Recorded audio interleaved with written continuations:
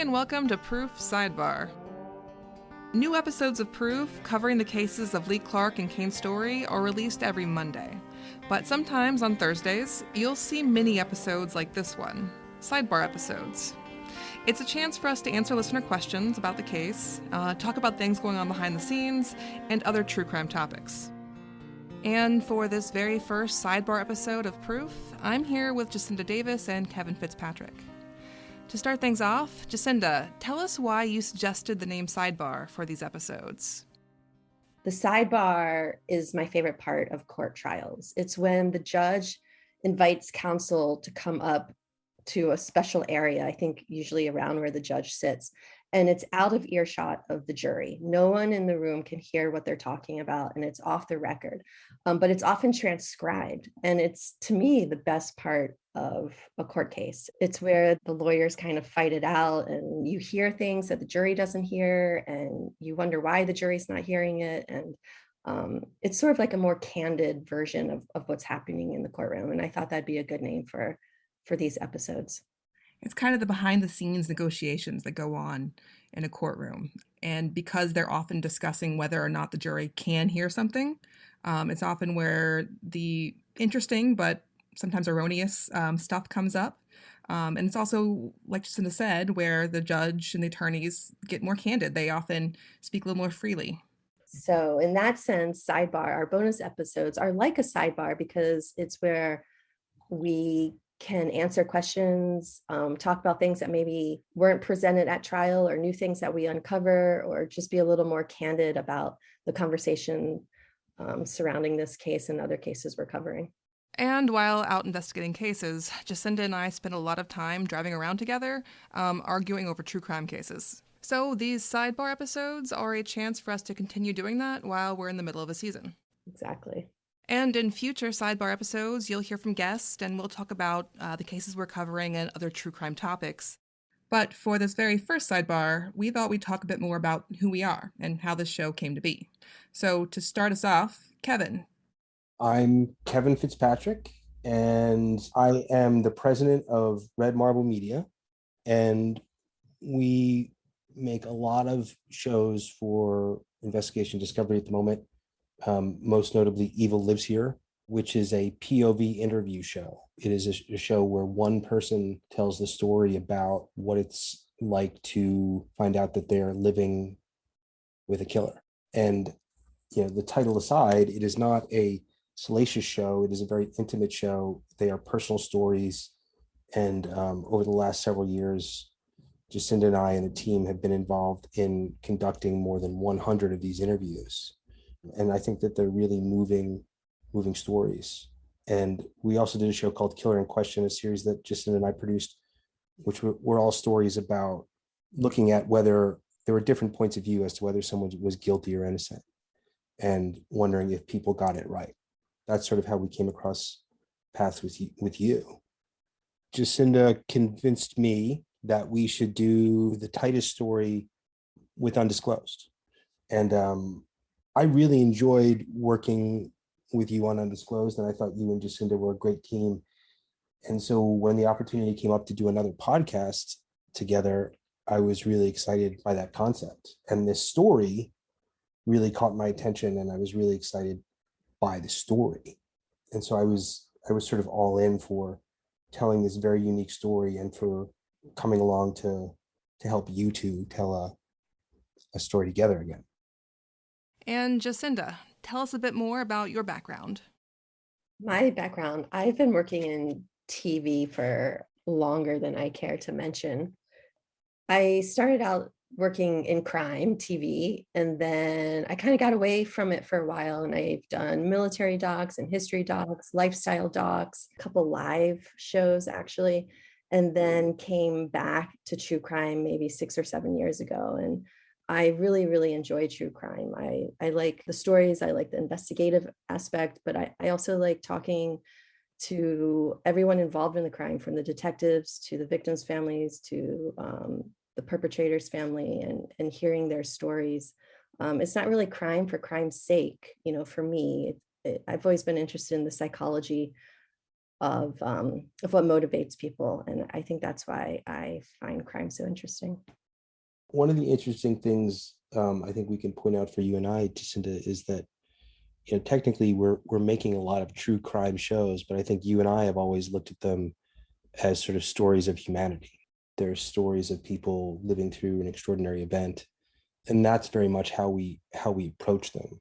I don't think there's nothing salacious in how we approach any of that, and we've always found that you learn a lot about a human being through sitting down and talking to them about a crime that they were involved in some way. Yeah, I agree with that completely. And Jacinda, you started out in kind of the OG of true crime shows. That's right. I started out on working on America's Most Wanted. It was actually they had a syndicated daily show called Final Justice, and they also had an international version called Manhunter, and I worked on all three shows. And people always ask, like, do you remember what's the first case or whatever? And I do. The very first case I ever worked on was a kidnapping story, Johnny Gosh, and it's stuck with me all these years, and he's never been found. And I often think about him and where he is and how his mom is. And so yeah, these stories, they become part of your psyche. And as for me, I am an attorney by background. I started off doing civil litigation here in DC and moved on to criminal appeals and white collar defense. And then, kind of by accident, I ended up being a podcaster. In 2014, when Serial came out, I started writing about the Anand Syed case on my blog, and through that ended up meeting two other attorneys, Colin Miller and Rabia Chowdhury. And we ended up starting our own podcast together about the case, and that evolved into Undisclosed, and spent the next almost 7 years podcasting about wrongful conviction cases around the United States. And I guess 2 years ago now, Jacinda? 3 years? Yeah, 2 or 3. Like slightly pre-pandemic, I met Jacinda, and we started talking about true crime and realized we had lots to talk about, and ended up working on the same case. Like Kevin mentioned, they were doing a show called Killer in Question and covering the case of Jeff Titus from Kalamazoo, Michigan, which we ended up covering on in season 5 of Undisclosed. And in 2020, in the middle of the pandemic, Jacinda and I ended up driving around Kalamazoo together, knocking on doors and talking to all kinds of amazing people, and going to the Thunder Hog Saloon, which one day, Jacinda, we shall return. We will return. Yes, it'll be a great day. I feel like it's coming up. I feel like there'll be some news about, well, I don't know. Don't jinx it. But we will be back to the Thunder Hog. And if that happens, we'll do a live show from the Thunder Hog. That would be amazing. But while working kind of side by side on the Jeff Titus case, at some point I mentioned to Kevin and Jacinda this case from Floyd County that I'd heard about and always thought was worth a deeper investigation. And that's how the three of us ended up driving around Rome, Georgia together. Yeah, we ended up spending a lot of time in Rome, which is a place you already knew quite well, right, Susan? Yes, my mother is from Rome, actually. I spent a lot of time there growing up, but I've never lived in Rome, although I've now come back for 3 different cases I've worked on, for Undisclosed and now for Proof. So how, a lot of people were asking, like, how did we find this case, the Brian Bowling case? And you mentioned it. We mentioned on episode 1 that it was through Joey Watkins, which was a case you covered on Undisclosed, right?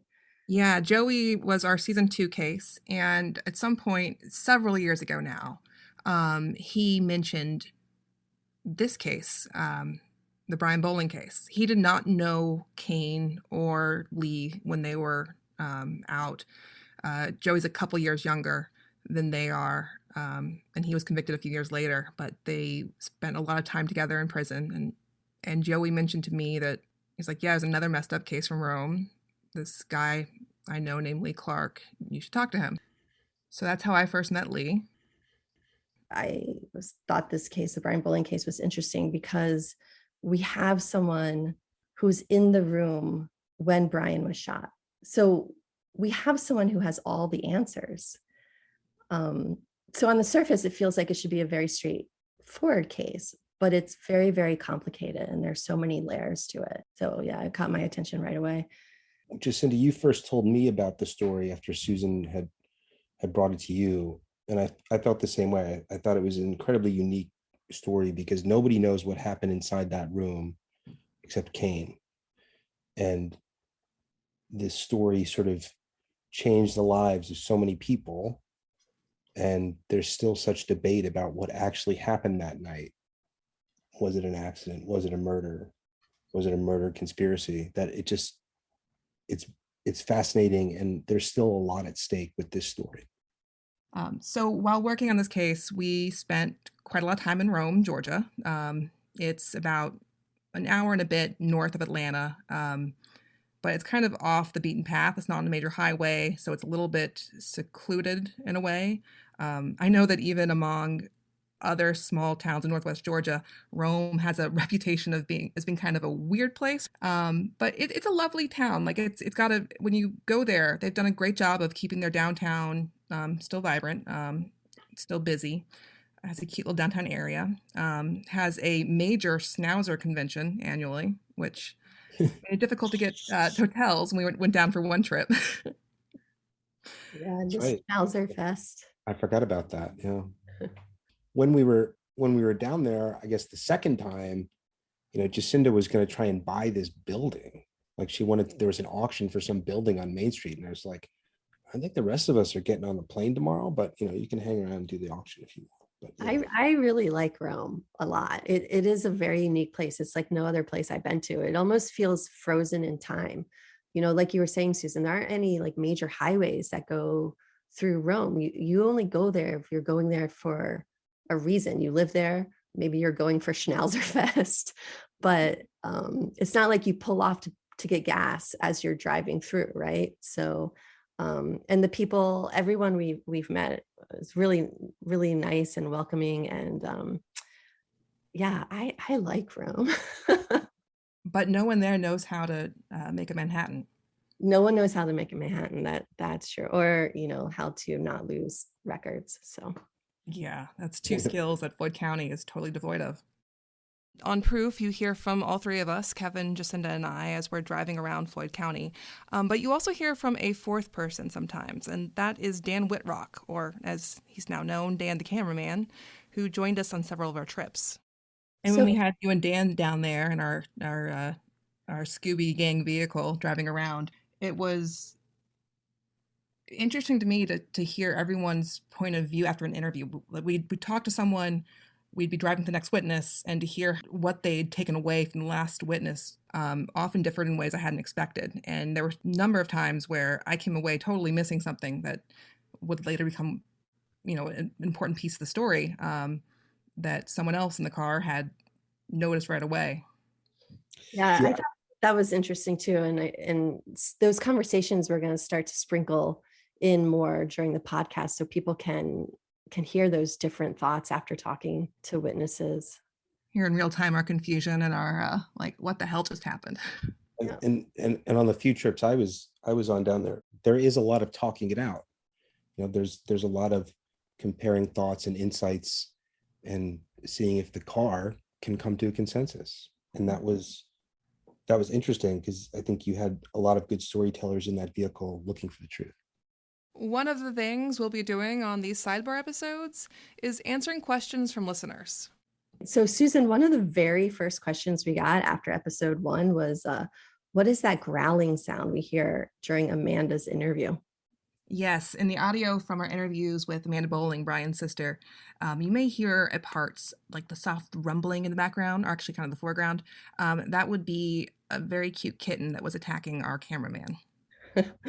Yeah, so we did travel around with Dan, the cameraman, who shot a lot of footage, and eventually we'll start posting video outtakes on our website and on YouTube. So you'll be able to actually see the people you hear in the podcast. So stay tuned for more information about that.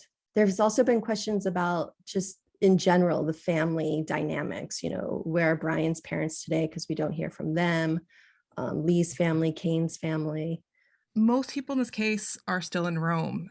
Brian's parents have both passed away. Actually, Brian's father passed away very recently.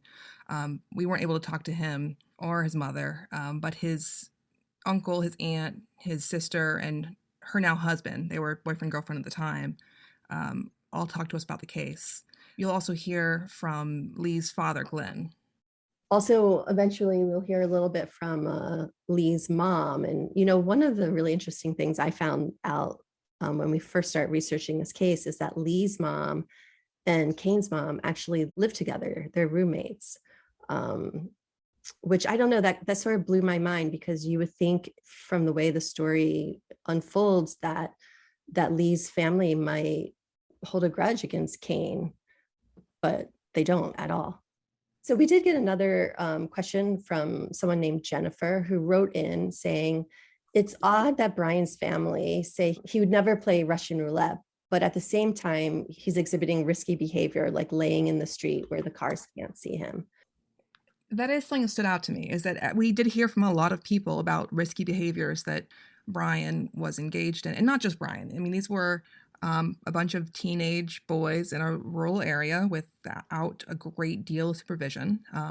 They were doing some dumb stuff, quite frankly. But yeah, like one of the things you heard about that Brian was doing is that he'd play this game, I guess you'd call it, where he would lay on the Rockmart Highway, which runs near his home, at night. And this is like it's a 2-lane highway through like a valley. Big trucks come through there. There's no lighting at night. You can't see anything there. So, I mean, it's not even playing chicken, because the other side can't even see that you're playing this game in the first place. So there is a pattern there of risky behavior. But at the same time, his family says that he wasn't careless with guns, and that they don't believe he would have been playing with a firearm like this. We did have another question. I think it came in after episode 2. And it was a question that was answered in episode 3, but I think it's such a big deal that we should talk about it.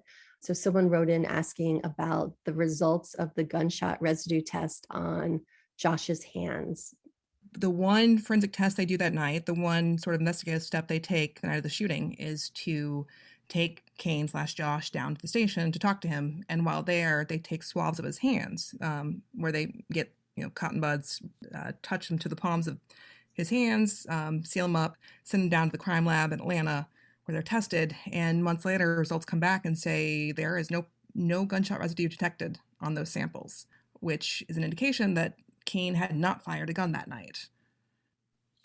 And to his confession, a couple days after the shooting, where he says he did have the gun in his hand when it accidentally went off.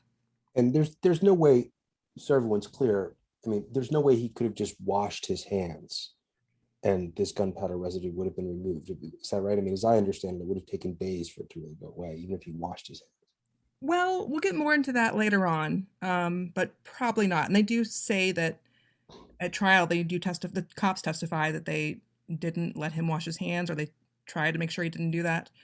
So if they had tested Brian's hands, we would have had a lot of answers, but they didn't. Yeah. If they had tested Brian's hands that night, we might not be here now. But Dallas Battle, the lead investigator, says at trial that by the time he got to the hospital, Brian was already in the ICU, had been cleaned up. And for whatever reason, he concludes there's no point in doing a GSR test at that time.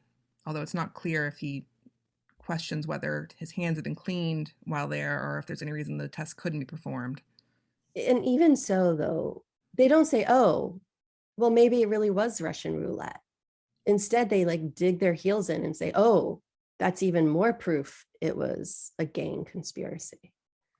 Well, yeah, obviously, if the test is negative on Kane, then that just means he wasn't the one to do it, which means we now have multiple people involved in the murder. Yeah, I don't know. I guess the fact that they would not even entertain the idea at that point that it could have been an accident, they now have this other theory that they have to figure out how to prove. We also got a lot of listener questions about the phone. You heard how, after the gunshot, Brian's family came into his bedroom and found him lying on the floor with a cordless phone clutched in one of his hands. And listeners wanted to know who he was talking to, if they were still on the other end when the shot was fired, and if so, what they heard. And you'll be hearing a lot more about that on Monday in next week's episode. So that's all for now for this first episode of Sidebar Proof. We're back Monday with episode 4, and if you have any questions for future Sidebar episodes, don't forget to send them our way through email, Twitter, Facebook, or Instagram. On all social media, we're Proof Crime Pod. You can also find me on Twitter at The View from LL2 and on Instagram at SOOSimp.